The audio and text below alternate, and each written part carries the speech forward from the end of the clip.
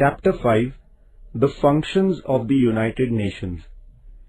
In the last lesson, we familiarized ourselves about the United Nations. In this lesson, we will study about the different ways adopted by this organization to establish international peace. We will also try to understand the achievement of the UN and India's participation in it. The Charter of the United Nations spells out the important methods of resolving the international conflicts.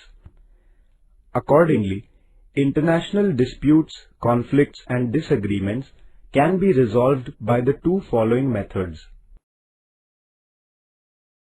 1. Peaceful methods. The UN lays a special emphasis on resolving conflicts through peaceful methods.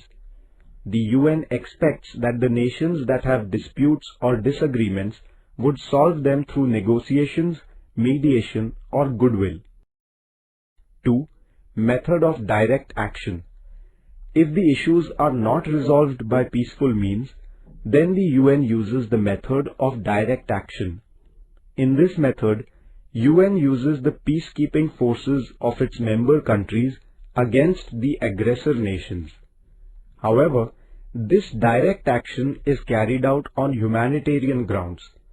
The UN has carried out such humanitarian interventions in countries like Korea, Congo and Somalia to solve their problems. Though the UN has not been completely successful in putting an end to the wars in the world, it has taken a lot of efforts to create an environment which would help in the development of humanity and give a guarantee of peace. The UN has made a significant contribution in the areas of conservation of environment, rights of the children, empowerment of women, etc. UN and the environmental issue. The destruction of the environment at a global level is a serious problem. The UN has put forward many proposals for the protection of the environment. It has organized many important conferences to make the countries understand the seriousness of the issue, initiate a discussion amongst them, and solve the question through their cooperation. In 1972, a conference was organized at Stockholm, Sweden. This led to the finalization of the environmental program of the UN. Thereafter, an international commission was set up on development and environment. It put forward the concept of sustainable development.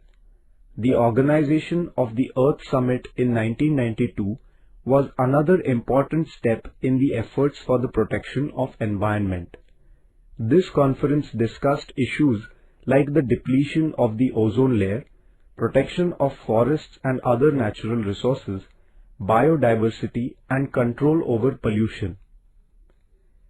In the year 1997, an international agreement regarding environment was signed.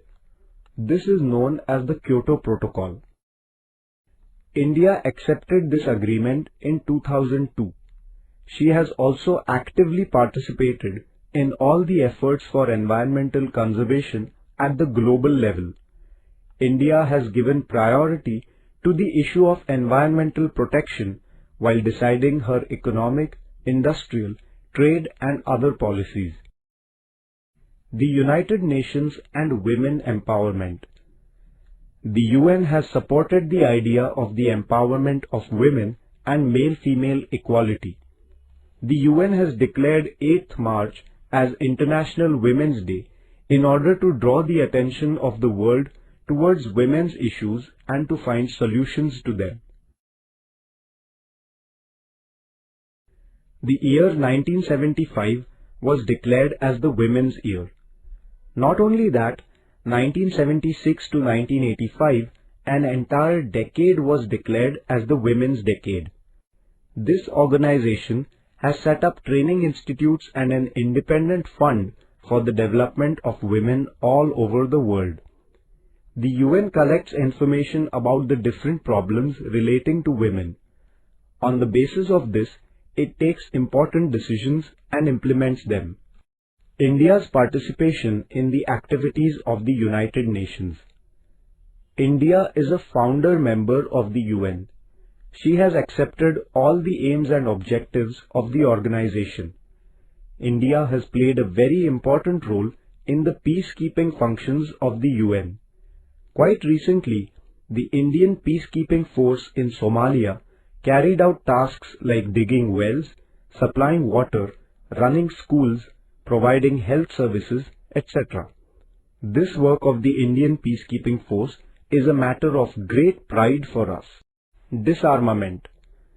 In order to keep the pace of development and economic prosperity, it is necessary to have peace and stability in the country. For this, disarmament becomes important. Though attempts are being made for international peace, some nations seem to be escalating the arms race. This arms race can create an environment of mistrust and suspicion among nations. Disarmament refers to the idea that international peace can be established if armaments are destroyed, their production is stopped, or there are limits on the use of armaments. In 1959, the UN declared universal and comprehensive disarmament as its objective. India's policy of disarmament. India has supported disarmament and has always responded to the efforts of the UN for disarmament. India has a principled opposition to nuclear weapons because the world faces the threat of a nuclear war. She has supported the policy of nuclear disarmament at the international level. No first use of nuclear weapons is the most important principle of India's nuclear policy.